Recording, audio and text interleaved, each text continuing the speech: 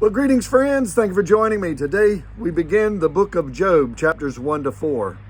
Now, this is a very important book because it's a book about suffering and how we can handle suffering. Much of the book is really a conversation between Job and some of his so-called friends. But chapters 1 and 2 kind of gives us the setting of what's taken place.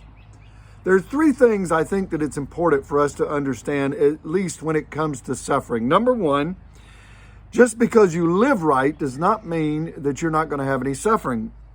Because the scripture says in 1:1 and also in 2:3 that Job was an upright man. He feared God. He turned away from evil. And he also, we find that he interceded for his kids. So we see he was a good man. So just because you live right and you're a good person does not mean you're not going to ever have any suffering. Imagine what it would be if God never allowed suffering and people would begin to serve him just so they would be pain-free. No, we live in a fallen world and we're going to face some sufferings and difficulties. Well, Job is proof of this. Secondly, Satan is the instigator or the author of this suffering. And we know that God allowed it for a purpose to test Job. But Satan was behind this suffering. And we must understand that Satan is the one that's the thief, as the New Testament says. He's come to steal, kill, and to destroy. So when suffering comes, let's not blame God. Let's blame Satan. Let's get mad at Satan. And thirdly, in the midst of Job's suffering, we see that he worshiped God.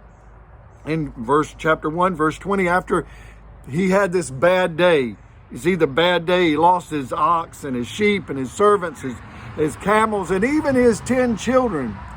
And all in one day. That was a bad day, friends. It's like the old saying, when it rains, it pours, and it was raining on Job. And then we find that he worshiped God in chapter 1, verse 20. And verse 22, he did not charge God. And then later in chapter 2, verse 9, it says he did not sin with his lips. So I'm going to encourage you, friends, when you face difficult times, you're suffering physically or just circumstances of life, don't charge God. Don't blame God. Let's run to God. He is our help. And Job, as we see, at least by the end of the story, we see that Job, through it all, he trusted the Lord, even though he had questions. And so I encourage you, in your difficulties, trust God, worship him.